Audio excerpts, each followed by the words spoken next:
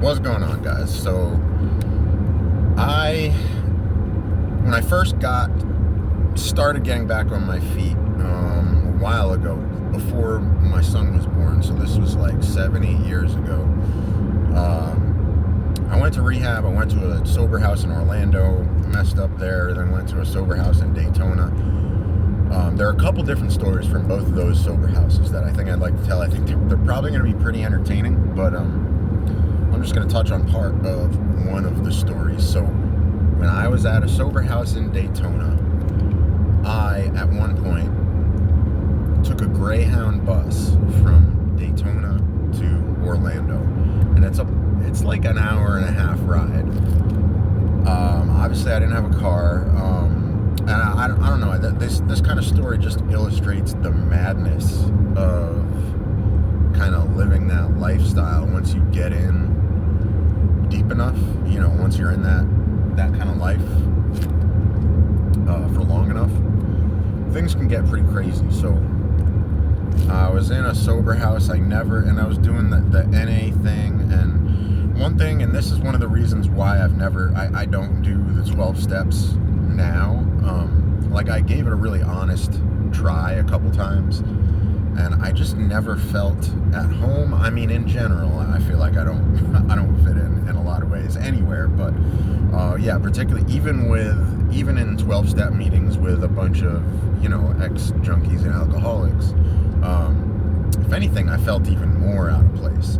But so I think for that reason, I was doing all right for a little while, and then I kind of started fantasizing about going back out and doing drugs, and I didn't know anybody in Daytona, and I was afraid to start nosing around asking people it was a very, very big, it was more like a sober apartment complex rather than a house. It was really big. There was a lot of people, but there's a lot of snitches, and I mean, for good reason. You don't want people bringing drugs to a place like that, so a lot of people try to look out. So anyway, you get what I'm trying to say. But so my solution to not knowing any drug dealers in Daytona but wanting to use was to get a Greyhound bus to Orlando, and I was gonna try to take it there in the morning, get some shit, and make it back before, on the last bus, basically.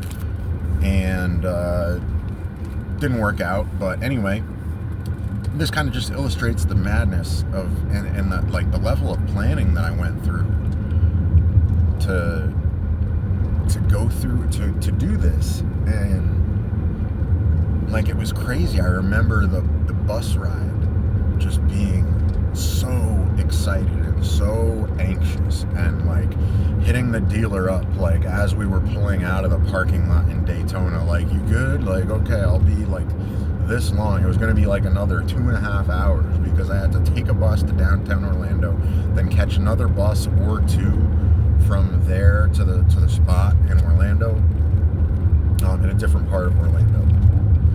And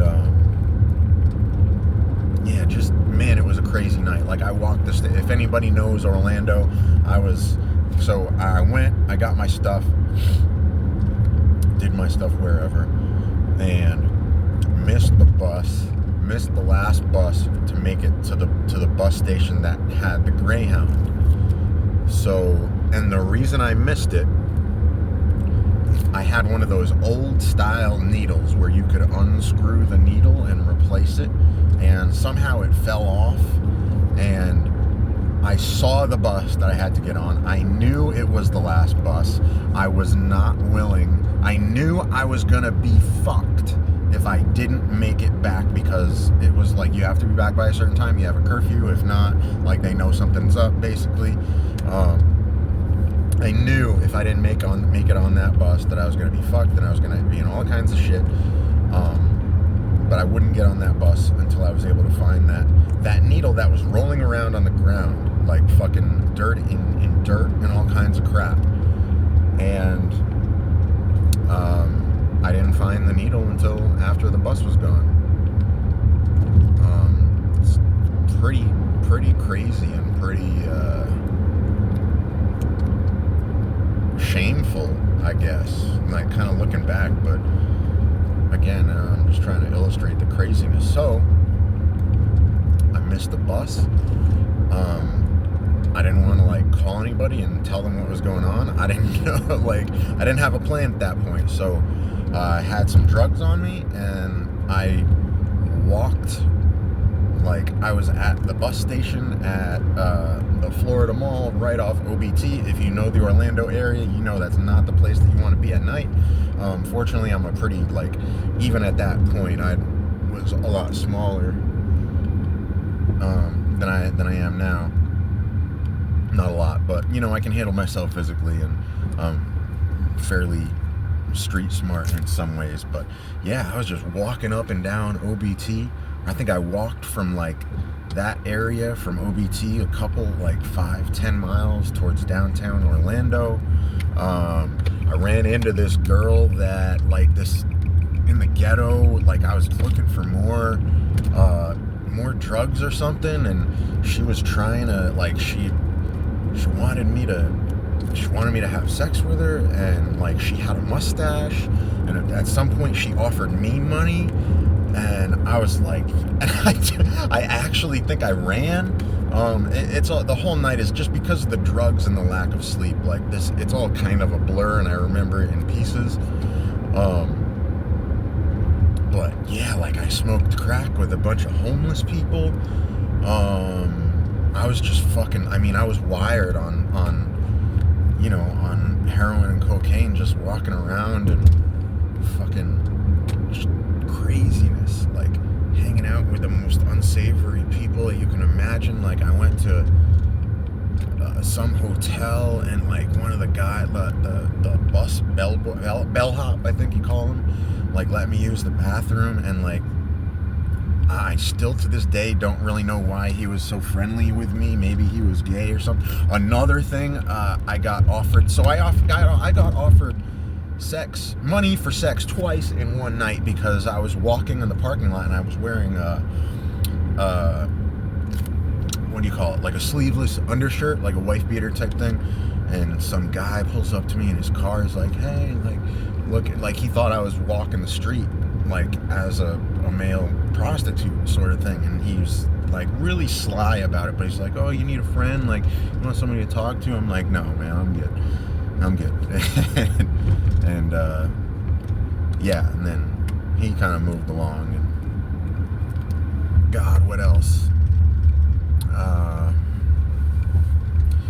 Yeah, I don't know, what the homeless guys that I smoked crack with, it was, like, out front of a 7-Eleven or a Circle K, and I went in. Damn, did we smoke it? I don't know, I don't remember if I smoked it or I tried to put it in my arm, but so this is a pretty crazy story, and I'm talking, you know, and obviously this is not a parental advisory warning. I should have put that in the description, but and this is just one. There's another story. Well, I only remember one part of the story, but I'm just kind of rambling at this point. So I'll just tell it now. Maybe I'll make a separate video, but in the time when I was at the Orlando sober house, I took a city bus to get dope, and I also missed the last city bus to get, and somehow I got back. I don't remember, but while I was in the bus station, I didn't realize that the bus station was closing. I was in the bathroom shooting my stuff in the toilet stall, and like, they were trying to close the bathroom. I didn't realize. Guy was knocking, like, hey, you coming out? Are you coming out? And like, I was trying to do my thing in my arm, and he, like, climbed. He knew something was up, and he, like, climbed up the stall and looked over, and I don't remember if I still had it or I don't know, but I flushed it, and they heard me flush the toilet like 3 times, and thank God, because there was a cop as I was walking out, and I think they knew that I had gotten rid of my stuff, and she looked at me. I mean, I don't remember what kind of facial expression she had, but it seemed like they knew something was up, but they knew that I flushed it. But I'm surprised that they didn't at least try to search me, because I'm pretty sure they knew that I was doing some shady shit in there. But yeah, this is what I mean when I say that life is so much easier when you stop living like this. I mean, all that stress just in one day, all that craziness, all that just unsavory activity.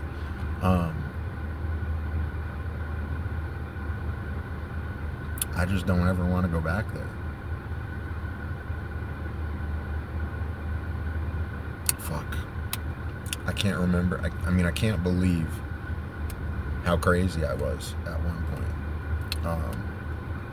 And I don't mean that in a like a cool, like I'm proud of it sort of way. I mean, because I know I kind of smiled when I said that, but it's like, it's funny.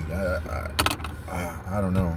This was a pretty wild ride for me to kind of go back and recap all this stuff, because I've kind of casually thought about it, but actually trying to speak it and I don't know, hear it and remember it,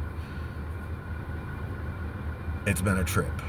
So I hope this entertained some people. I think I might try to break this story up